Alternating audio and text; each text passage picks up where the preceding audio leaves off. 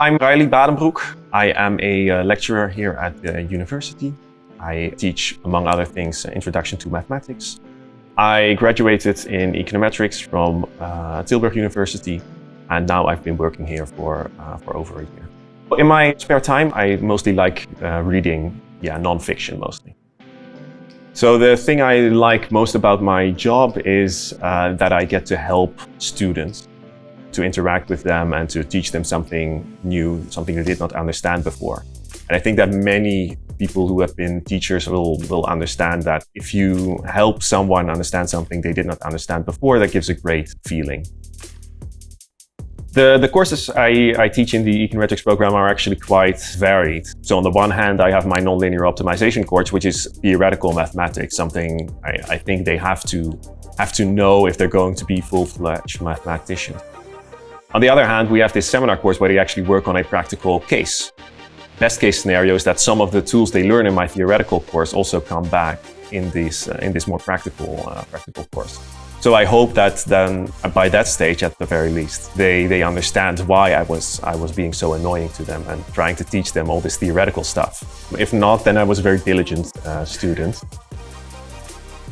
So the good thing for me is that I always sort of had a knack for mathematics. So all in all, I didn't really have to spend a lot of time on my studies, which was lucky in a way if you're studying econometrics. So I had spare time left over for honors programs and this and that, but also social stuff. And I think my grandparents always sort of inspired me to keep pushing on, no matter what life throws at you.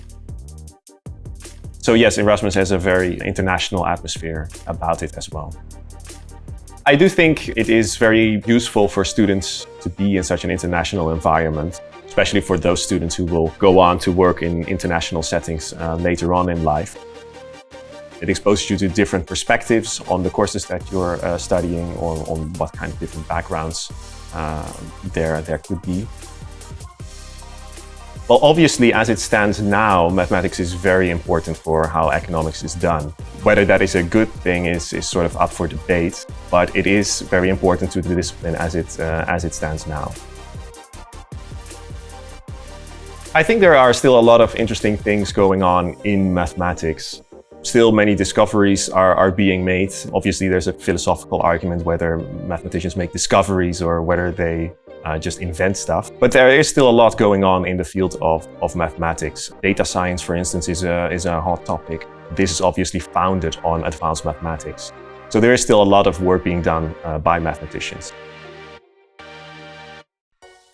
So my research was basically about what is called convex optimization, which in general can mean you have a bunch of variables, let's say thousands or millions of variables, and you want to select the values for each of those variables such that some set of conditions are met and that some other function is minimized.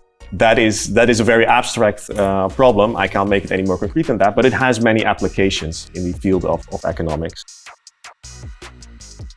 The university can only teach you so much, and they have to focus on one subject, say economics, for instance.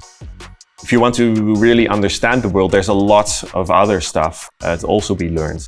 In the case of economics, you might want to also look at other social sciences to truly understand this topic of economics. In our program, we usually approach economics from a mathematical perspective, but you can also look at it from a sociological perspective, an anthropological perspective, legal perspective, religious perspective. All those perspectives get kind of swept under the rug because we want to train our students in this specific mathematical way. There's something to be said for that, but there are also other ways that you could learn about economics. If you want to truly understand economics, you might have to look into those disciplines on your own.